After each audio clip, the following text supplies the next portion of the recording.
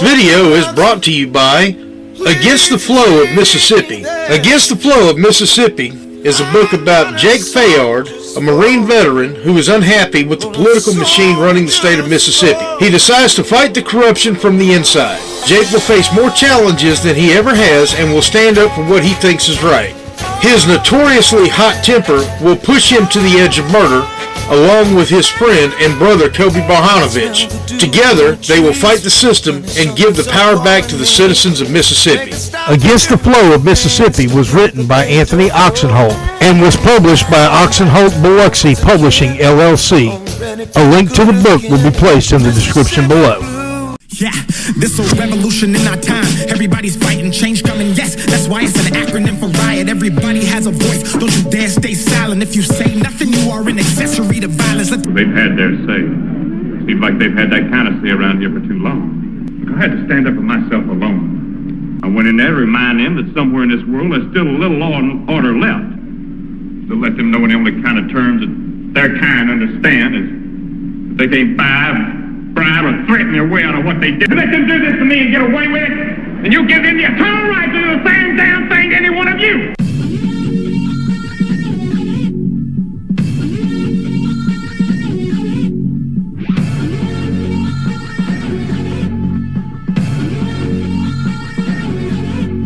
Access 228, your host, Anthony Oksenholt, where we report the facts and we are not for sale. If you have a news story or something that's on your mind, please feel free to give us a call at 228-337-2099. Be glad to have you on. Thank you for listening, and we do appreciate all that you do to support us and keep free and independent journalism doing what we do best. All right, y'all. Good, extremely fucking cold evening where I am in Lexington, Virginia, and it is 14 degrees. I have been shut down most of the day. I cannot drive. I mean, I could drive, but I would not find adequate parking south of me. I am supposed to be headed to Alabama. Well, folks, south of me, I-81 is fucked. So, what the fuck do you do when you ain't got nothing else to do? Well, lo and behold, Anthony, let's do a video. All right. I think I'm getting sick too.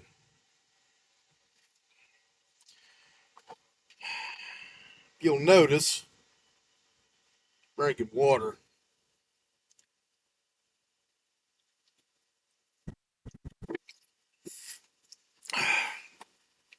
Something I don't do a whole lot of. But I'm doing this trying to avoid getting sick. And yes, I'm drinking straight out of the gallon jug because why the fuck not? It's just me. Got this whole really big truck to myself. Anyway, let's get with it. So I got into a debate today, and it was actually, I think, turned into a fairly productive, surprisingly, conversation with Yuri Petrini. Now, does this mean that I agree with what he's doing and support what he's doing? No, and I told him as much. I don't agree. But I think we've built up an understanding. But a topic of our conversation inspired me to do this video. Let me tell y'all what this video is going to consist of. We're going to talk Mafia. Now, Anthony, what does your redneck ass know about the fucking Mafia? Well, as it turns out, probably a lot more than you think. I have had extensive gang training, courtesy of the state of Florida, specifically the Florida Department of Corrections. Um, in prison, we call gangs STGs, or security threat groups. We don't call them gangs because we don't want to glorify it. Oh, I'm in a gang. No, you're an STG. That's what we call you on the inside. And in the academy, they have a broad coverage and they gloss over a lot. You know, we talk about obviously your Bloods, your Crips, um, your Latin Kings, your white supremacist gangs. Um, we talk about hybrid gangs, and a hybrid gang, for y'all that don't know, and then I'm going through this to build up to a point, by the way. A hybrid gang is a gang that started in prison and ended up on the streets. Simon City Royals would be a hybrid gang. I hadn't heard too much from them. But let me tell you, they're pains in the asses. I hate dealing with Simon City Royals. Latin Kings, I've dealt with them. They are also a hybrid prison gang. In Ohio, they have some called Heartless Felons, which is a hybrid prison gang. Um, in Florida, they have Dirty White Boys, Unforgiven. These are hybrid white supremacist gangs. The Hebrew Israelites is a hybrid prison gang. It started in prison and it goes to the streets. So my knowledge is pretty vast. We learned about biker gangs. We learned about the Hells Angels. We learned about the Outlaws. We learned about the Pagans. We learned about the Banditos. We learned the structure of those gangs. They even taught us a little bit about La Costa Nostra, aka the Italian Mafia. Of course, you can watch a lot of movies, and a lot of movies will show you a lot about La Costa Nostra, starting with The Godfather. Godfather Part 2, one of my favorites. Goodfellas shows another one. Um, Casino. We've all seen those movies. You get a good sense of gangs. That type of gang. But what about the Dixie Mafia? Is that really a thing? And that's what this is on. The Dixie Mafia. Now, I'm talking the Dixie Mafia of the 50s, 60s, 70s, 80s, and early 90s. I'm going to talk about Kirksey Nix. We all know about Kirksey Nix. I ain't got to talk too much about him. We all know who he is. We know what he is. He's been in prison since 1969.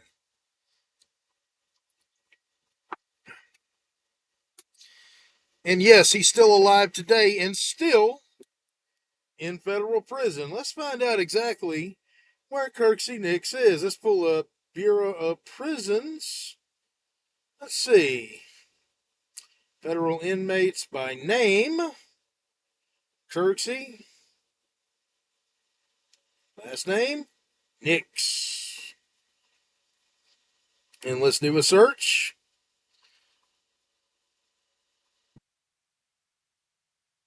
Let's see. He is MCFP Springfield. Where is that? Let's see.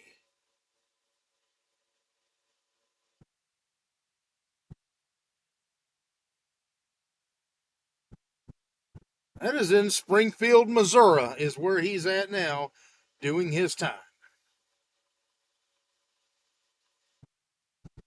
He will never get out. He will die in prison. Probably won't be too much longer. He's 82 years old right now. I've seen older inmates in prison, but you're 82. You've been in there since you were in your 20s. You're not getting out. You've been in prison for almost 60 years. Yeah, you're not getting out.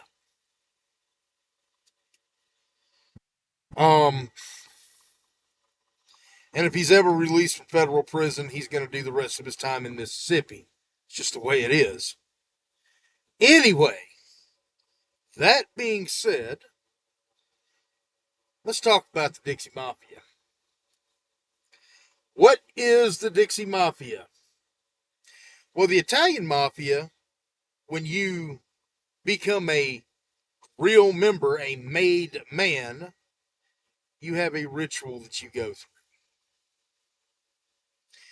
You are inducted, and people vote on whether you are going to be a made man or full-fledged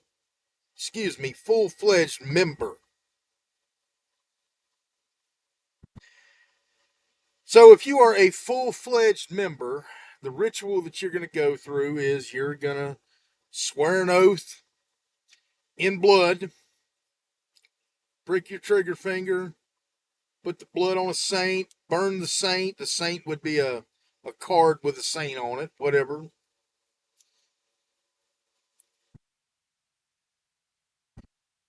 You're going to swear an oath that you're not going to raise a hand to another made guy without permission.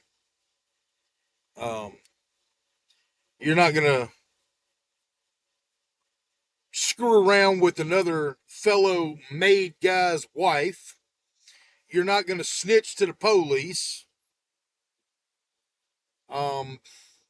You've got rules and rules and rules and rules and rules and rules. You will not, you will not, you will not, you will, you will, you will, you will not.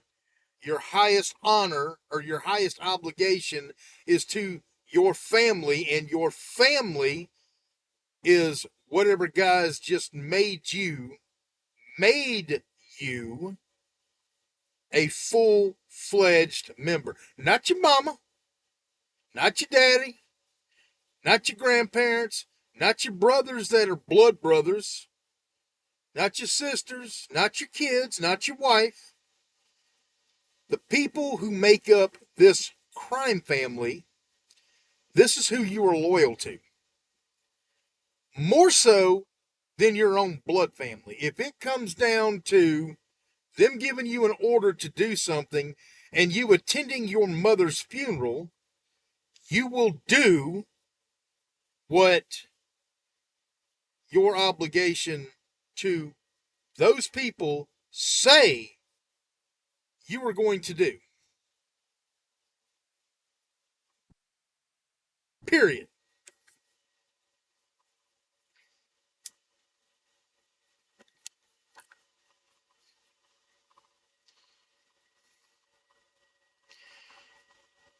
My mother just died, so I can't go. No, this motherfucker here, you need to go kill him. But I can't. I got my mother's funeral. Then we're going to kill you. That's the rule. Them's the rules. I didn't write them. Them's the rules. That's what when you agreed or were inducted or whatever into the organization, this is the oath you swore. You don't like it? Tough shit. Well, I want to get out of it. Okay. Sammy the Bull Gravano. I still find it funny that Sammy the Bull has a podcast. He didn't take his oath seriously. Actually, subject diversion for a minute. I'm going to digress for a second. I'm really surprised that Sammy Gravano is breathing. Just throwing that out there, and I'm not making any threats or anything because I don't really give a shit one way or the other about the guy, but I'm just very surprised that what remaining factions of La Costa Nostra has allowed him to not only live, but live and do a YouTube podcast. I'm just surprised at that. That tells me that obviously it's not the mob of the John Gotti and before era. It's certainly not the mob of Sam Carolla or Carlos Marcella, because if it was, he would not be as public as he is. I am not by any means saying that the mob is any less dangerous. I still believe that they are probably more dangerous now because there's less, I don't want to say less eyes on them, but they're less known in a 2025 world than they would have been in a 1965 world, if that makes sense.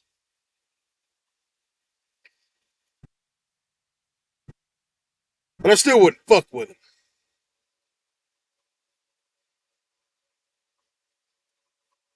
But how does that play into the Dixie Mafia?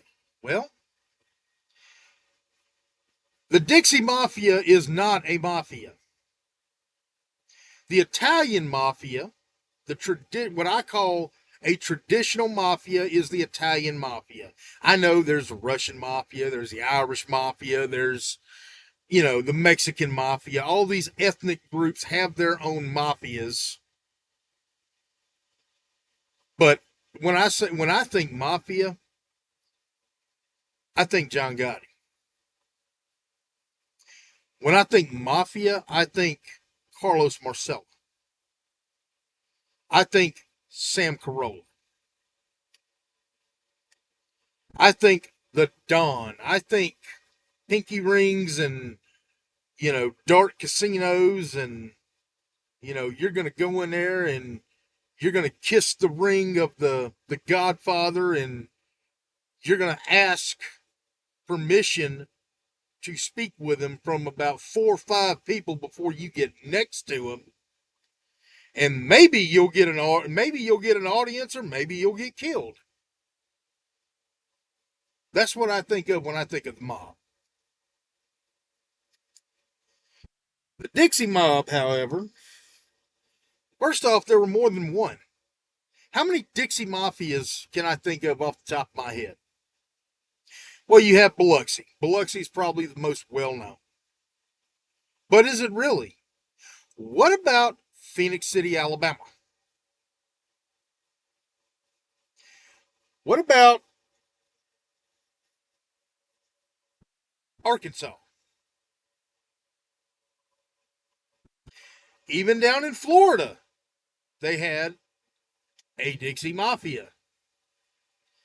Louisiana had a Dixie Mafia. Tennessee, allegedly, the Buford Buster era, had a Dixie Mafia.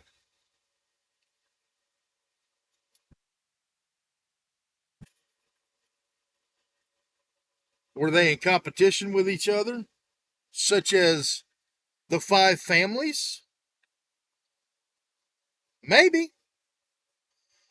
It's a possibility. What about Carlos? What did Carlos think about the Dixie Mob? Well, the Dixie Mafia really didn't want to fuck with Carlos Marcella down in New Orleans. Why didn't they want to fuck with Carlos? Well, because Carlos wasn't Dixie Mafia. Carlos was real Mafia. He was a made guy and the boss, the crime boss of the city of New Orleans.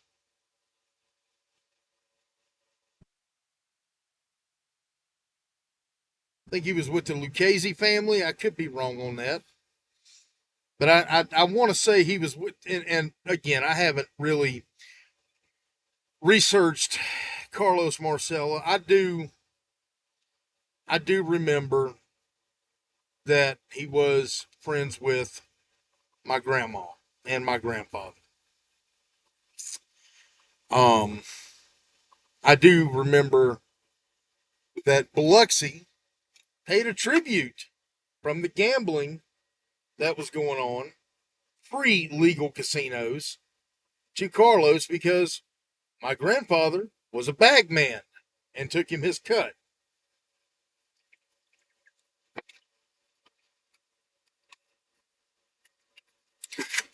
My grandmother, my mother, my aunts, and my uncles were all eating catch o' the day behind their trailer in the early and mid 1960s in Gaucher, while my grandfather was going down and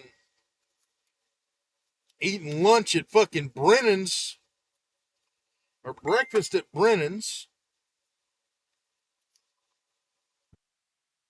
Excuse me a minute.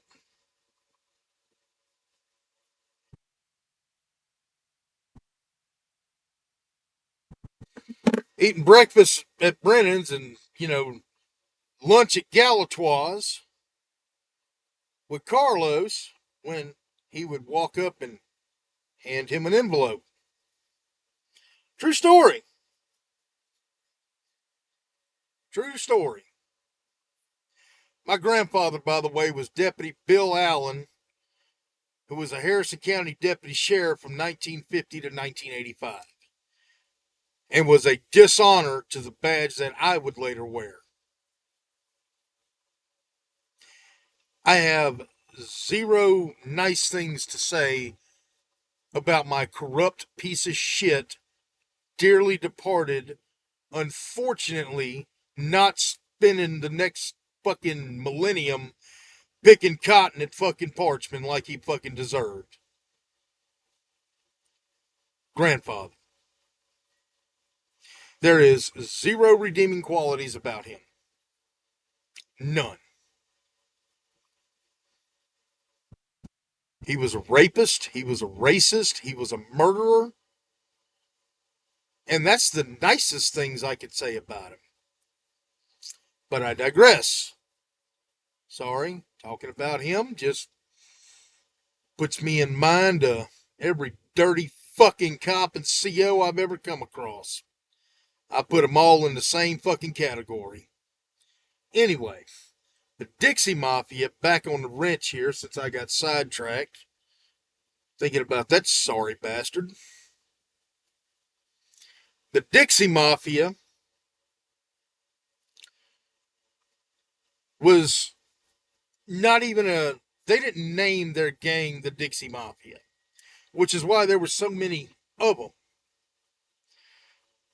What it was there was a man, a good man, I think, by the name of Rex Armistead, who was a Mississippi Highway Patrol investigator. He was a good man. I'm going to go ahead and say that he was a damn good man. Rex Armistead knew to get these guys, you might have to take a low road once in a while. And Rex, once in a while, did not mind taking the low road to get to these assholes.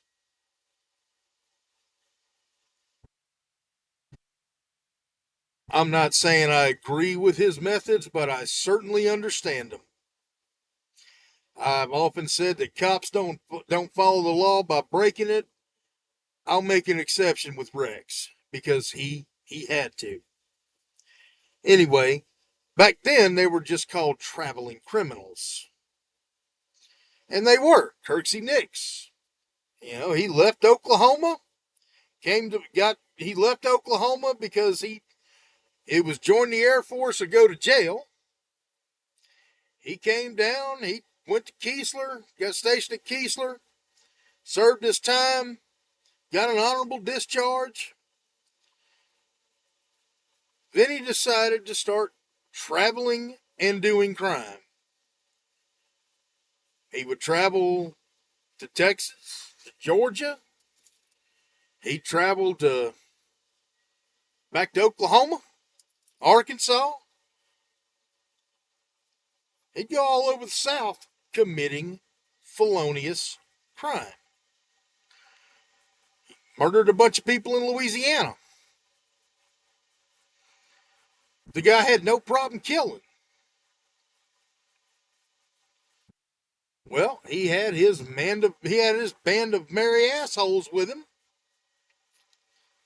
Bobby Joe Fabian, you know, and others.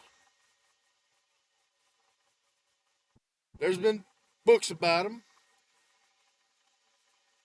Mississippi Mud, The Dream Room by Chet Nicholson. Been quite a few books. Some of them are full of shit. Some of them are factual. Were they a gang? Yes and no. Were they a mafia? No. A mafia a mafia has got a structure. You've got the boss, the godfather, underboss, you got capos, you've got your little minions, your soldiers. You know, there's a rank structure. The Dixie Mafia did not really have that. They had people that they used as resources. There was a whorehouse in Fort Smith, Arkansas. There was, of course, Kirksey Nix Sr., who was a state senator and judge and lawyer up in Oklahoma. Mike Gillets Jr., who ran several strip joints in Biloxi.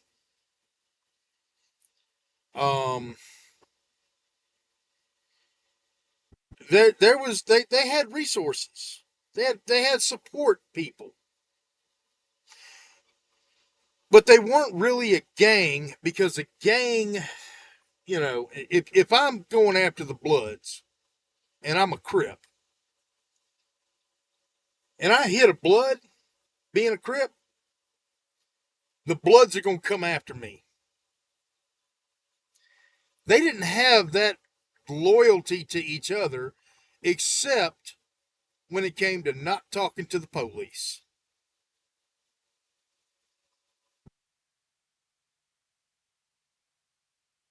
That's what they had. Beyond that, there was really no loyalty, because if somebody in the Dixie Mafia got in the way of another Dixie Mafia member, well, he's going to die too.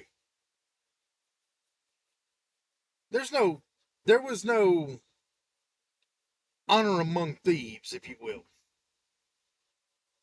There was no organization. They're going to commit crime, they're going to commit felonies, and they're going to kill. And if you get in their way, they're going to kill you. And they would travel all around the country. After, let's talk about the Corso murders, which is what finally got Kirksey Nix sent to prison in New Orleans, 1969. They go to rob a grocery store owner named Frank Corso. They heard he had a lot of cash in his house. Maybe he didn't trust banks, whatever. They go in there and they fucking go to rob him, and Kirksey gets shot. He's still got that bullet in his stomach, as far as I know. That's what got him sent to prison.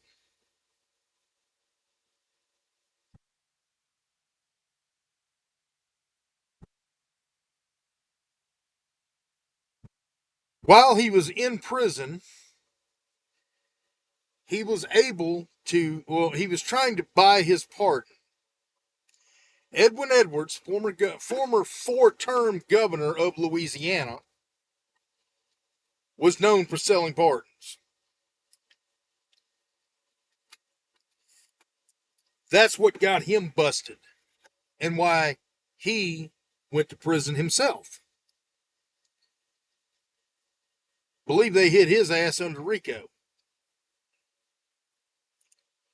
So,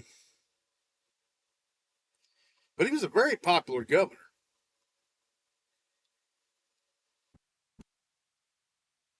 He was so much of a crook, and everybody knew that he was a crook, that when David Duke, an unrepentant piece of shit white supremacist, ran for governor, they actually had bumper stickers out that said, "Vote for the crook, it's important." Welcome to Louisiana politics. Kirksey Nix thought that he was going to buy his pardon from Edwin Edwards on the state crimes that he was convicted of. Well, Frank Corso's wife said, "Listen here, Governor. If you accept his bribe for a pardon, I am going to go everywhere with your dirty little secrets, and I know them all." And Edwin Edwards was like, "I'm going to leave that one alone." But it didn't stop his ambition from Angola. He just became a criminal behind the gate. Now, somebody's going to say, well, how is that possible? Well, let me tell y'all. Former CO here. It ain't that hard. It ain't that hard to become a criminal behind the gate. I have seen more crimes orchestrated from behind the fucking prison walls than y'all would fucking believe. Maybe you would believe it. I mean, we all know there's dirty COs everywhere. I was not one. They fucking knew.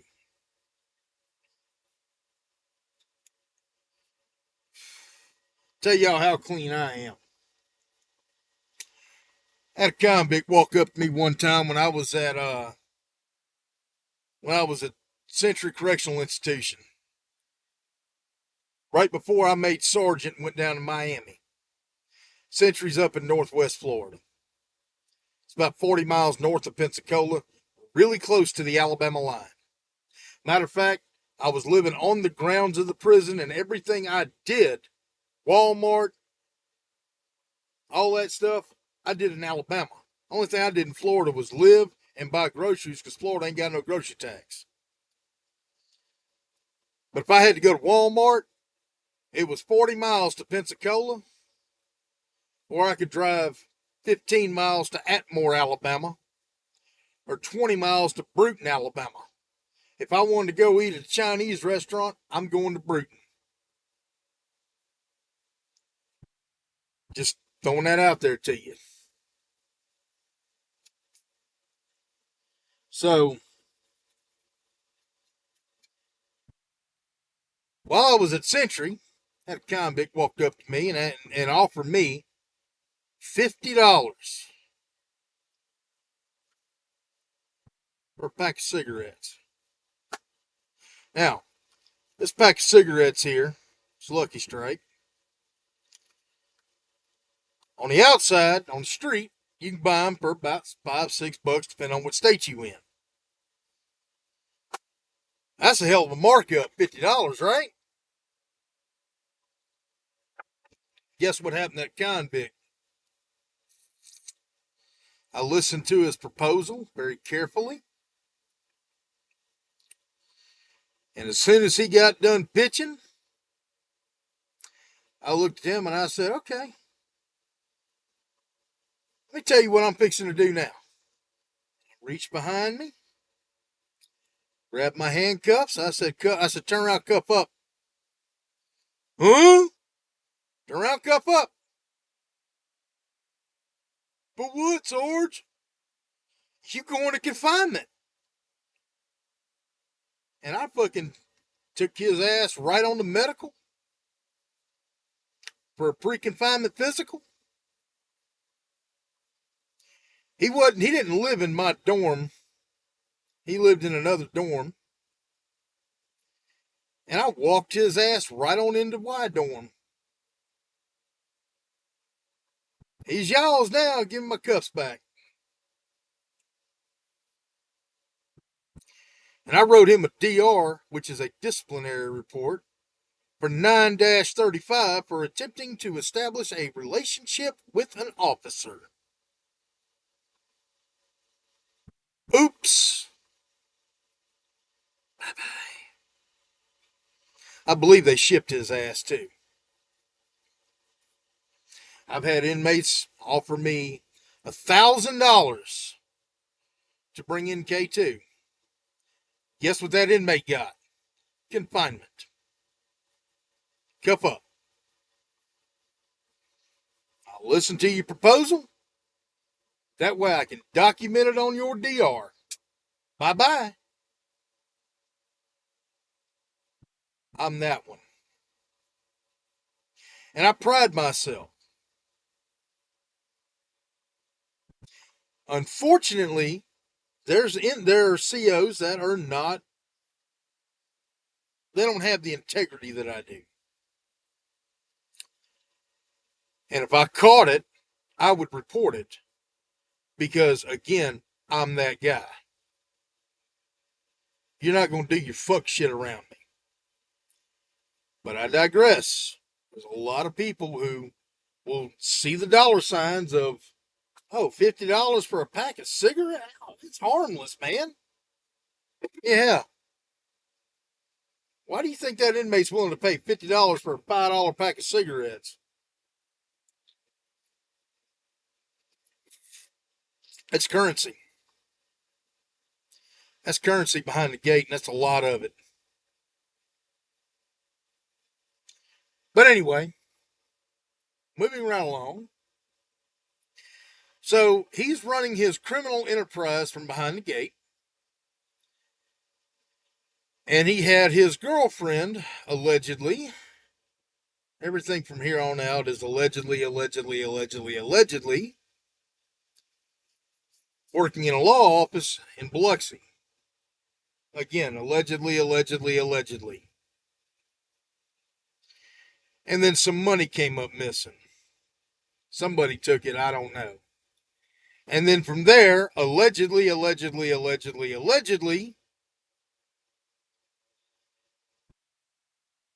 judge got killed. And that's all I'm going to get into on that. And that allegedly broke up the Dixie Mafia. Now, the real Mafia, unless you're Sammy the Bull Gravano, don't fucking talk. The Dixie Mafia didn't have that type of constitution. That's what happened. Somebody talked. Now, there's organized crime and there's unorganized crime. A mafia is organized crime. Organized crime is meant to, whatever crime you're doing, is meant to benefit the organization as a whole. The Dixie Mafia didn't have that. Now, let's talk about the real mob. Let's talk about a man by the name of John Gotti, who famously said, I don't trust anybody that hasn't done time. And where did he fuck up? He trusted somebody that hadn't done time. The person he trusted was Sammy the Bull Gravano, the government's star witness, who sent him to prison for the remainder of his short life.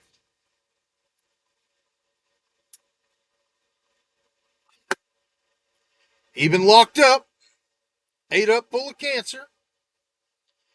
John Gotti never talked.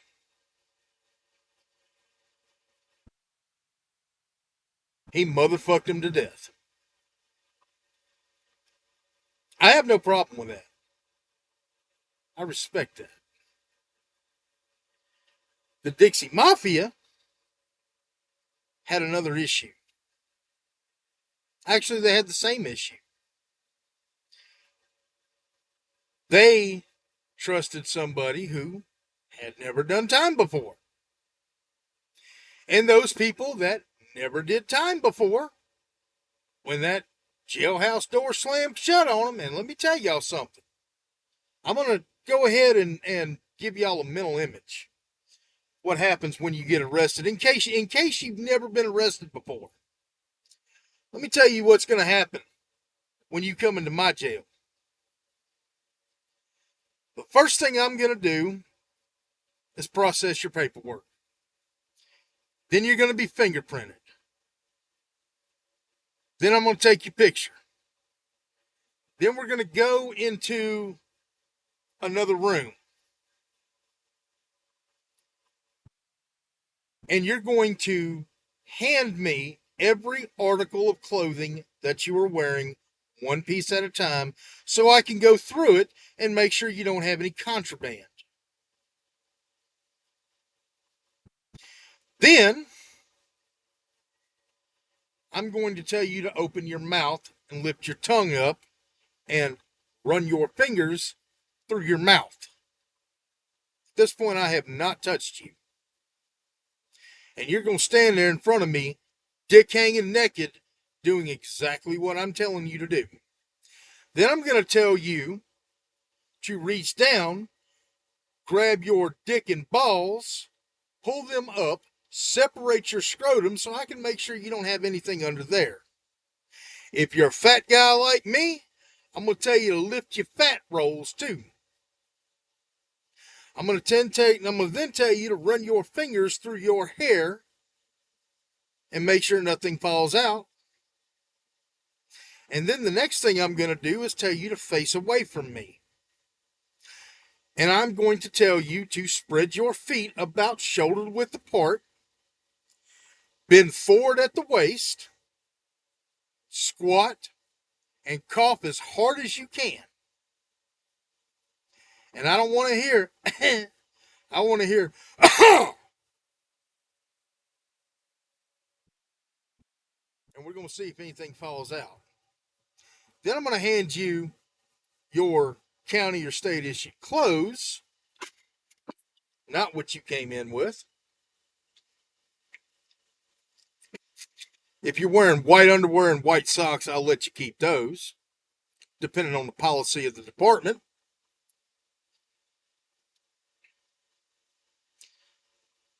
And I'm going to march you wherever you go next.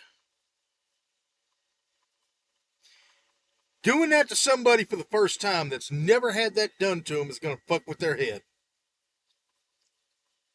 I promise you it's not because I enjoy that part of the job.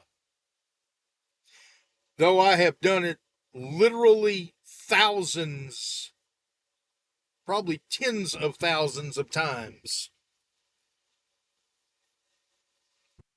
that I've had to do that to people. Part of the job. Not my favorite part.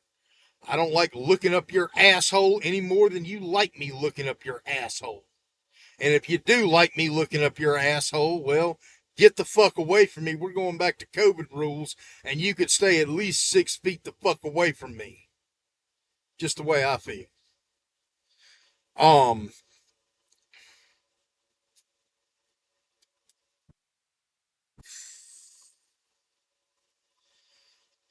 Then I'm going to put you in a cell or a housing unit, open bay or single man or double man cell. When that door slams shut on you, you know it's for real. You're looking at this orange shirt or yellow, maybe blue.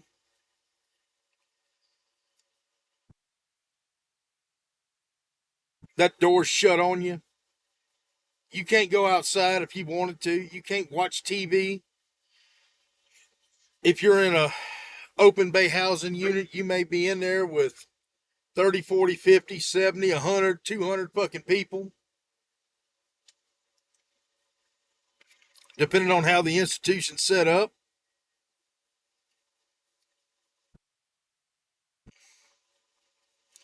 You're not going to watch what you want to watch. You're going to watch what whoever controls that TV is going to watch. You might want to sit there and watch reruns of Sanford and Son. And whoever's got control of that TV that runs that dorm, whatever inmate that is, or hey, maybe it's an officer controlling TV. Either way, you're not going to watch it. If they're watching fucking figure ice skating because they like to fantasize about how flexible the girl is doing figure ice skating and you could give a shit less, you want to watch fucking 60 Minutes? Tough shit. Sorry for you. That fucks with people's mind. I'm going to pull you out. Give you an hour or two in the fucking rec yard. And I'm going to tell you when that time is up. And you are going back to your cell. It's that simple. Why? Because you're in jail now. You can't go outside and go, well, I want to go sit on my front porch and watch the sun come up. No, you ain't. You might have a window about that big. You may be able to see the sun. Possibly. And if you got a cellmate and he don't want to see the sun and he's established dominance, well, he might tell you to close that window and you ain't seeing the sun. It's that simple.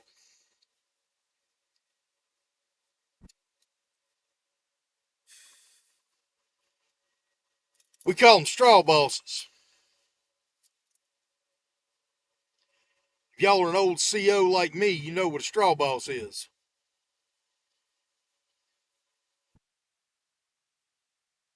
Or block boss. Dorm boss. That's the head motherfucker in charge, and it ain't an officer. That's the one that keeps order and keeps the officer from coming down there and finding out what he's got going on. You better make friends with him. Or, man, I don't like this shit. I kind of want to get out. Maybe I should. Let me call my lawyer and tell him that I want to make a deal with the state. Oh, we got one talking now. Boom, boom, boom, boom, boom. They fall like dominoes. It happens. It did happen.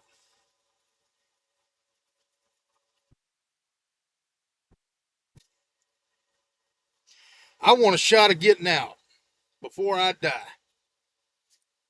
I'm an old man. I'm 40, 50, 60, 70 years old. Okay?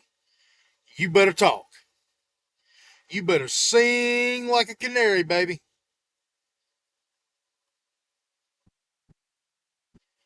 Regular Mafia would have killed you for it.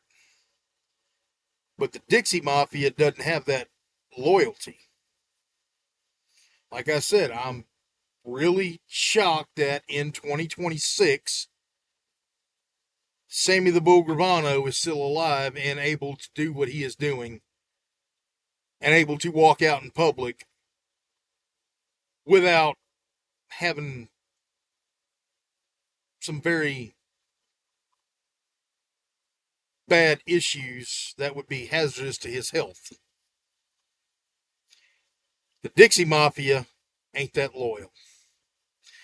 That's the difference between Mafia and the Dixie Mafia.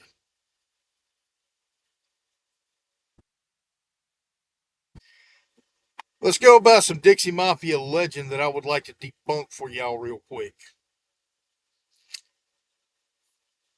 Many of y'all may or may not know that I am in contact with Mike Elam.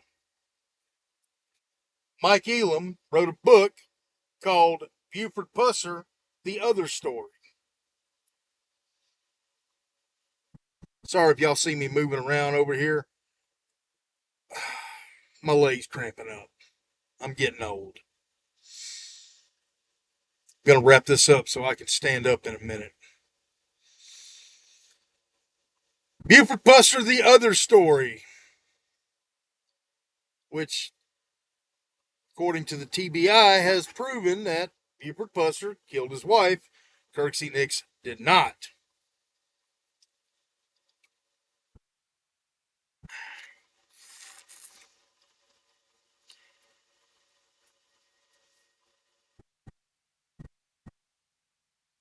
The State Line Mob that y'all saw, if you've ever seen Walking Tall Parts 1, 2, or 3, the John Witter character, the Pinky Dobson character, a lot of those, some of them were based off of real people. The Kelly character, I would say, would be based off of Louise Hathcock. But I don't know if they were really associated with Biloxi like people would think. Just throwing that out there. Watch the movies if you haven't, and if you haven't seen it in a while, you can find them. They're still out there. Go watch them. Y'all tell me what you think. And then go check out Mike Elam's page on YouTube. I'll put a link to his channel below. Buford Pusser, The Other Story. Y'all take care. I hope this cleared up a lot for y'all. I might do a few more on this subject, depending on how y'all like it. Sorry if the video ran a little long. It wasn't my intention. Y'all have a good day. Anthony Oksenholt, Access 228.